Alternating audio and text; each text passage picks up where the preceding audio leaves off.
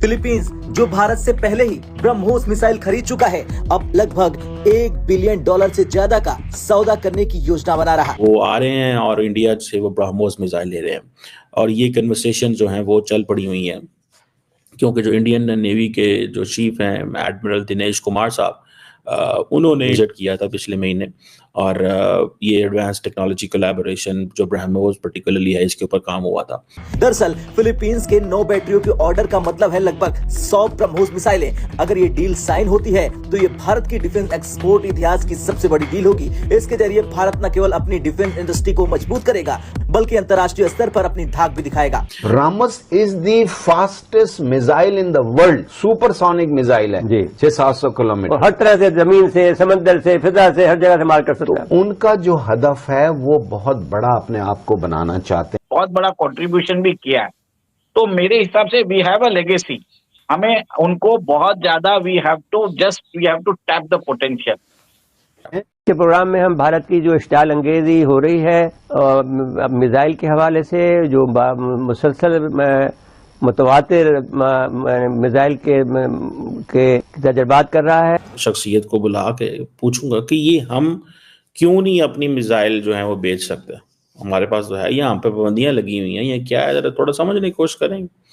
जो ब्रह्मोस है ये कहा जा रहा है कि क्रूज मिसाइल, जैसे मैंने कहा, ये इसकी स्पीड भी काफ़ी ज़्यादा है, कोई 250 किलोमीटर से 3500 तक जा सकता है।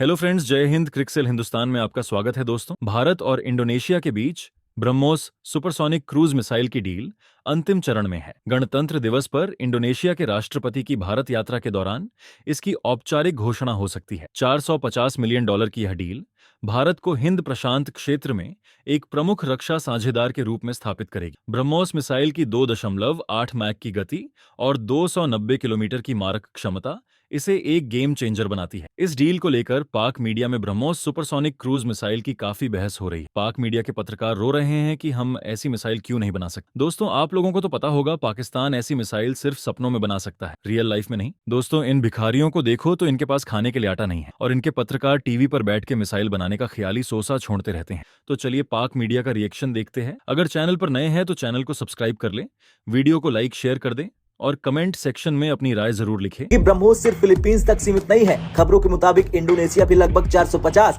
मिलियन की डील साइन करने के करीब है। ये सौदा फाइनल होने पर भारत की डिफेंस इंडस्ट्री के लिए बहुत बड़ी उपलब्धि होगी। वियतनाम भी ब्रह्मोस खरीदने में रुचि दिखा रहा। अगर ये डील फाइनल होती है तो इसका अनुमानित मूल्य इंडोनेशिया की डील से भी कहीं ज्यादा हो सकता है। मैंने एक दफा सुनी थी दैट इंडियंस आर वर्किंग जैसे तैसे इंडिया का जो डिफेंस इक्विपमेंट है वो एक्सपोर्ट हो। वो बहुत कोशिश कर रहे हैं, दे आर पिचिंग इट। ठीक है, इवन के long ago someone told me कि इवन स्मॉलर कंट्रीज जितने हैं उनको छोटी छोटी चीज़ें इंडिया डिफेंस के हवाले से दे रहा है ताकि ये हम उस मार्केट में आ जाए और उस सिलसिले में अगर उनको लोन भी देना पड़े तो वो देते हैं। और ये एक इम्पॉर्टेंट चीज़ है। अब थोड़ा सा अगर just we try to understand BrahMos missile जो है, आपको पता है ये एक सुपरसोनिक क्रूज मिसाइल है जो कि इंडिया एंड रशिया ने बनाया। आप जरा थोड़ी सी साइंस इसमें समझे। साइंस ये है भाई कि a missile, a supersonic missile developed by India and Russia, how come Americans would like that this missile can be in the hands of the friends of the United States? समझ आ रही है आपको? ये आपको पता है इसकी जो एक हिस्ट्री है इस मिसाइल की, ठीक है जी। ये दोनों मुल्कों ने डिज़ाइन किया है, इसके रोल्स और सारा कुछ ये anti ship anti submarine warfare में इस्तेमाल होता है। अब ये सुपरसोनिक मिसाइल, अच्छा अगर ये फिलिपाइन के पास चला जाए American have no issue, Indonesia के पास चला जाए American have no issue.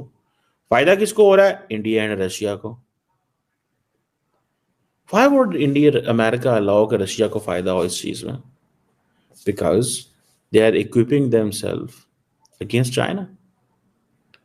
So any friendly nation of the United States, even if it gets anything from Russia, to target वो करने के लिए Chinese को, they're good enough. So that is the level of ये situation है।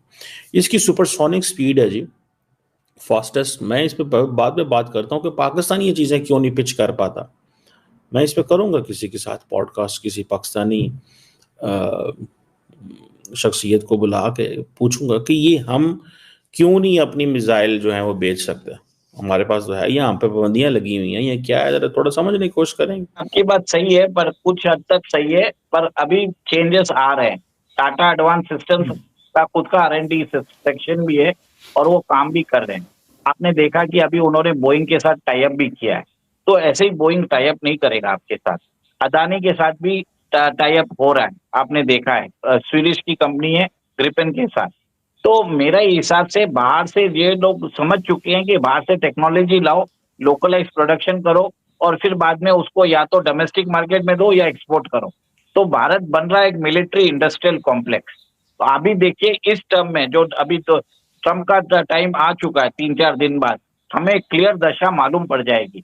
और आपने देखा जैसे भी जितने भी हमारे रोड ब्लॉक्स हैं, जैसे आज हिंडनबर्ग ने अपनी दुकानदारी बंद कर दी है, तो मुझे लगता है कि आगे जाके अमेरिकन और इंडियन फर्म्स के बीच में कोऑपरेशन बढ़ेगा, डिफेंस फील्ड में बढ़ेगा, स्पेस में बढ़ेगा, क्रिटिकल इमर्जिंग टेक्नोलॉजीज में बढ़ेगा, रेयर अर्थ मिनरल्स में बढ़ेगा, ओशन एक्सप्लोरेशन में भी बढ़ेगा। तो बहुत कुछ कोऑपरेशन बढ़ने वाला है सर।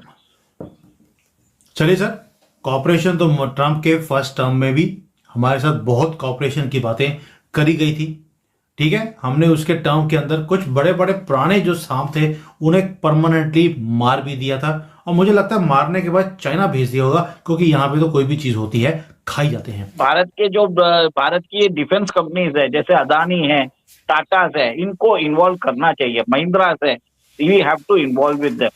और आपको ये जान के हैरानी होगी, रिलायंस जो अनिल अंबानी की कंपनी है, वो पहले 2016-17 में यूएस की जो 7th फ्लीट है उसका रिपेयर्स मेंटेनेंस वो करती थी इंडिया में। बहुत लोगों को मालूम नहीं है, और उसके कारण ऑफसेट क्लॉज में उन्होंने बहुत बड़ा कंट्रीब्यूशन भी किया है। तो मेरे हिसाब से वी हैव अ लेगेसी। हमें उनको बहुत ज्यादा we have to tap the potential.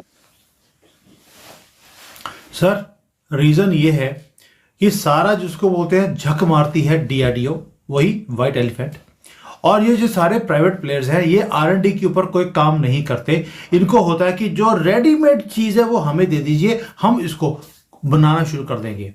तो ये चीज जो है अमेरिकन कंपनी, जो यूरोपियन कंपनीज हैं, चाइनीज कंपनी से डिफरेंट है।